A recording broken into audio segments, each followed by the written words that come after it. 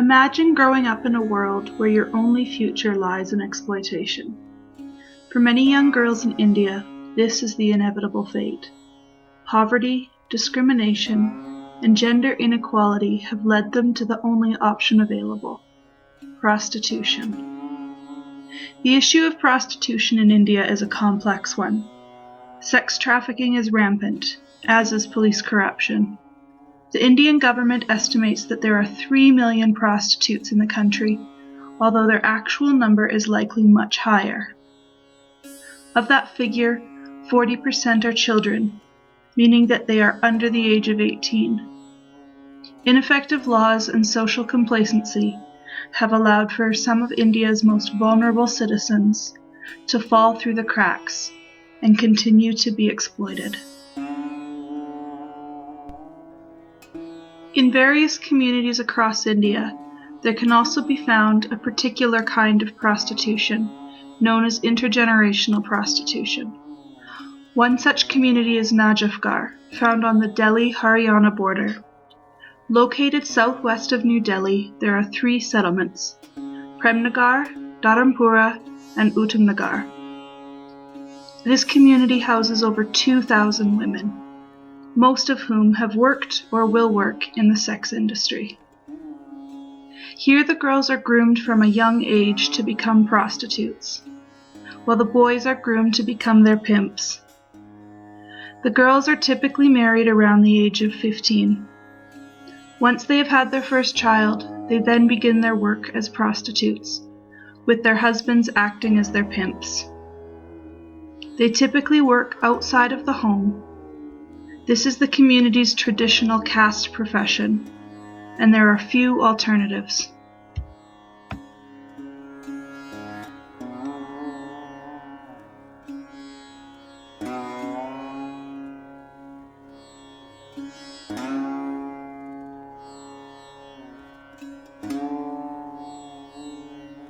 The history of how this close-knit community evolved is complex. Some maintain that sex work has always been part of their role, while others say it only became a part of their work during colonialism. The people of Najafgarh are members of the Perna caste, who are traditionally snake charmers and performers. During colonial rule, these activities became criminal, and the Perna turned to prostitution to support themselves. Today, this is the only livelihood they know, and the strict caste system, combined with poverty and discrimination, make any alternative nearly impossible. अगर ये दूसरे के घर में जाएगी तो मार डाली जाएगी और ऐसा है कि जो हमारे यहाँ ये वैश्यावृत्ति हो रही तो जो सब सारे गांव में हो रही तो क्या फ़र्क पड़ता, तो उन्होंने मुझे वैश्यावृत्ति में डाल दिया था. Chandralekha says she didn't have a choice back then.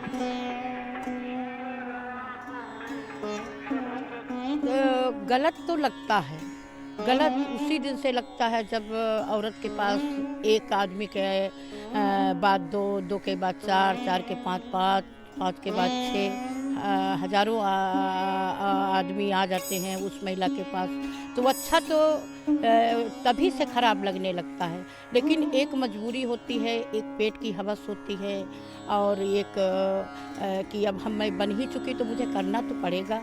अब जब उस चीज़ में उतर ही आई हूँ तो अब तो कुछ हो नहीं सकता है, तो बुरा तो तभी से लगने लगता है. लेकिन वो सब कुछ सहती है, आए दिन वो मरती रहती है, अपनी ज़िंदगी किसी प्रकार से गुजारने के लिए उसे करना ही पड़ता है. One major stumbling block to seeing prostitution end in Najafgarh is the lack of alternative incomes. Indian society is very rigid, especially in rural villages, and any livelihood outside your traditional caste profession seems impossible. Even the idea that a person has the right to wish for a different life is an unknown concept for many in Najafgarh. अगर परिवर्तन हो तो उनको पहले एक option है रोजी रोटी का सवाल. अगर रोजी रोटी उनको ठोस विकल्प के रूप में रखा जाए तो लोग उसके बारे में सोचेंगे. Another obstacle is the lack of education. Given that the girls all know they will end up in prostitution, education for girls is not seen as a priority for most families. Furthermore, accessibility to schools, as well as poverty and early marriage, make attending school very unlikely for most of the girls in Najafgarh.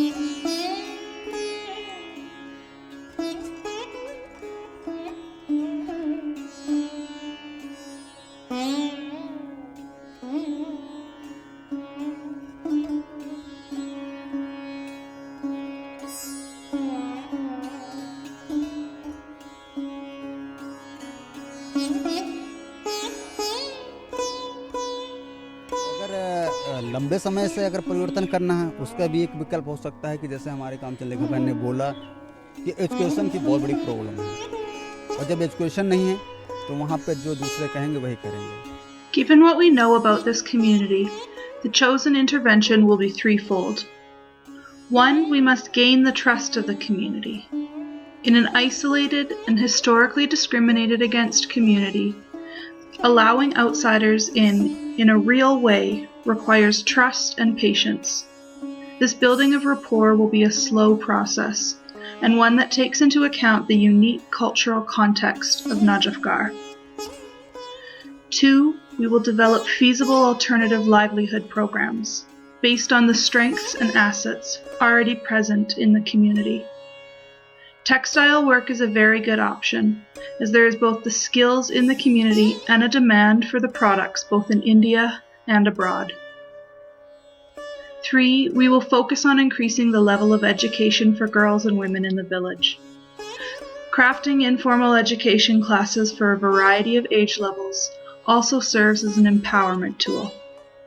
Research indicates that the higher the level of education reached by girls directly correlates to the age at which they marry, meaning the more schooling they receive, the later in life they will marry.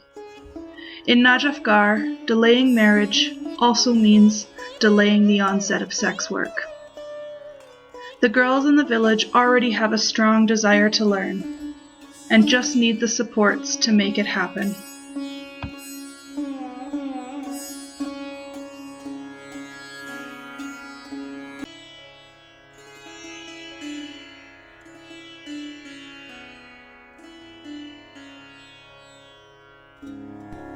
The strength and resiliency of the Perna women in Najafgarh is incredibly inspiring.